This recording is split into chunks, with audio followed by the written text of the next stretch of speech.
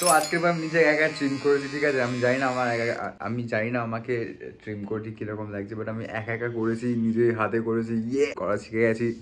এবার আমি ভাবছি এটা খুব তাড়াতাড়ি পাই, এবার চুল কাটার দোকান খুলবো ভাই, যেখানে আমি সবার দাড়ি ফাড়ি চুল ফুল কেটে বিজনেস ভাই। ট্রিম করাটা বড় কথা না, বড় কথা হচ্ছে ভাই আমি নিজের 100 টাকা বাঁচিয়ে নিয়েছি নিজের দাড়িটা একা কেটে, ঠিক আছে। এই 100 টাকা ভাই আমি গাড়িতে তেল ভরে দিতে পারবো যথেষ্ট, অনেক প্রচুর। 100 টাকা তেল বললে আমার গাড়িতে 60 কিলোমিটার যাওয়া যায় ভাই, দারুণ ব্যাপার সেবার। 100 টাকা তেল বললে ভাই পুরো কলকাতা ঘুরে যায়। আমার সেভিংস করছি কারণ আমার ইচ্ছা আছে আমি আগামী 5 বছরে আম্বানির জায়গাতে আমি যাবো ভাবছি, তাই আর কি। দুদিন র্যাপিডো কি চালাতে যাইনি, মনে হচ্ছে আমার স্কিনের গ্লোটা একটু বেশি বেড়ে গেছে, ঠিক আছে। আমার কেমন, আমি তো হ্যান্ডসাম হয়ে গেছি ভাই। আর থুক কারণ নজর না লেগে যাইস ভাই। কি বললো তোমাকে কোনো দেখার দরকার নেই, নিজেকে নিজে সুন্দর বলো, নিজের সেলফ রেসপেক্টটাকে ওপরে নিয়ে যাও ভাই। সেলফ অবসেশন যাকে বলে আর কি, ওইটা কার ফোন এসছে ভাই, আরে কারই ফোন, মেয়েদের ফোন আসছে আমার ফোনে, আরে হ্যান্ডসাম না আমি ওই জন্য। হ্যাঁ, তো বলছিলাম আমি নিজের সেলফ অবসেশন নিয়ে কিছু ব্যাপার স্যাপার নিয়ে বলছিলাম। আরে দেখো, এই সেলফ অবসেশন না যখন তুমি মাথায় শ্যাম্পু করবে শুধু তখনই থাকবে, যখন তুমি মাথায় নারকোল তেল লাগাবে ব্যাস তখনই শেষ ভাই, সব কিছু শেষ। এই যে ব্লগটা আজকে আমি পোস্ট করবো, ঠিক আছে, পোস্ট করার পরে আমার অনেক বন্ধুরা আমাকে কমেন্ট করবে বা হয়তো আমাকে পার্সোনাল ফোন করে কিস্তি মারবে, ভাই 500,000 টাকা ভাই কবে দিই ভাই, ফিরত দিতে 1 বছর তো হতে যায়, কিন্তু চাপ নিস ভাই, অক্টোবর মাসে সব ক্লিয়ার হয়ে যাবে ভাই। মাথায় শ্যাম্পু লাগানোর পর আমাকে একটু সুন্দর লাগে না ভাই, সব ফেল আমার সামনে, ঠিক আছে। সাইডে যেই মাথায় নারকোল তেল লাগিয়ে নি ভাই, আমার জীবন শেষ আমার। প্রথম কথা এই ব্লগের মধ্যে ভাই আমি সবাইকে একটা খুব বড় সড়ো ভাবে থ্যাংক ইউ জানাতে চাই, কারণ থ্যাংক ইউ সো মাচ তোমাদের সবাইকে। তোমরা আমার এই ফালতু ব্লগটা দেখো, আমার এত বেশি ভালো লাগে, আমি কি বলবো, কি করে সহ্য করো আমার ফালতু ব্লগটাকে, আমি প্রথম কথা বুঝতে পারি না। তাও ভাই 40-50টা ভিউ যে কি করে হচ্ছে কি জানি, বুঝতে পারছি না, ঠিক আছে। কোনো ব্যাপার না ভাই, এই ভিডিওটা টার্গেট রাখছি আমি 50টা ভিউ আর 6টা লাইক প্লিজ, আর 2টো কমেন্টের টার্গেট প্লিজ কমপ্লিট করে দাও গাইস, প্লিজ।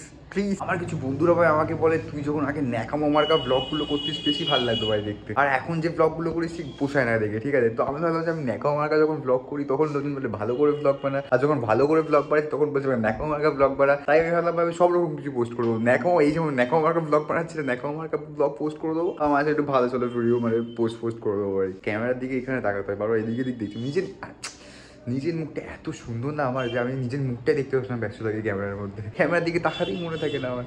এই যে জুতোটা দেখছো, জুতো সব ব্যাডমিন্টন খেলা জুতো, ঠিক আছে। এই জুতোটা পরে আমার মানে কি বলবো, একটা খুব রিল বানানোর খুব ইচ্ছা আছে। আমি গামছা পরবো আর সাথে এই জুতোটা পরবো, আর সাথে একটা গান চলবে, খোকা বাবু যায় লাল জুতো পায়, উপরে ক্যাপশন দেবো এমনি, জাস্ট কিডিং গাইস। এই রিলটা আমি অলরেডি বানিয়ে ফেলেছি।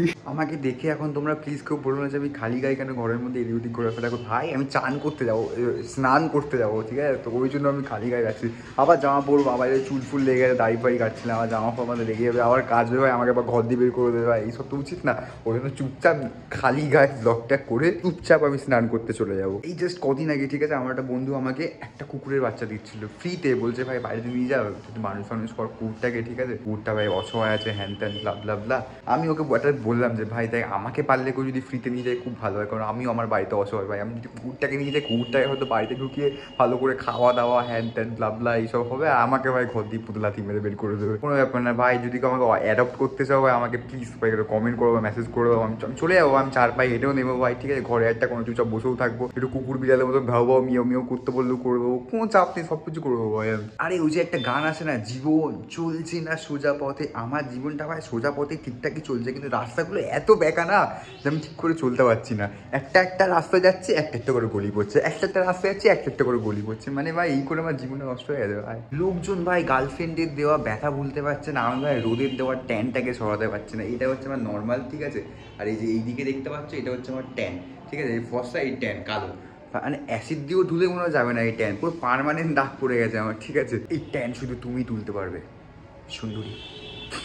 ভাই ব্লগ বানানোর চক্করে আমি নিজে অনেকটা সময় নষ্ট করে ফেলেছি। আমি ভাই এখন পর্যন্ত স্নান করতে চাইনি। এবার দেখবে আমার নাম রোহিত থেকে অন্য কিছু হয়ে যাবে, কুকুর বাচ্চা শুকুরের বাচ্চা হ্যান ত্যান অনেক কিছু নাম চলে আসবে, ঠিক আছে। আমাকে ভাই এবারে স্নান করতে যেতেই হবে, আমার প্রথম মিশন স্নান করা, তারপরে ব্লগটা এডিট করে ফের পোস্ট করা। আর তোমাদের কাছে কি, ভিডিওটাকে লাইক শেয়ার সাবস্ক্রাইব করে দেওয়া।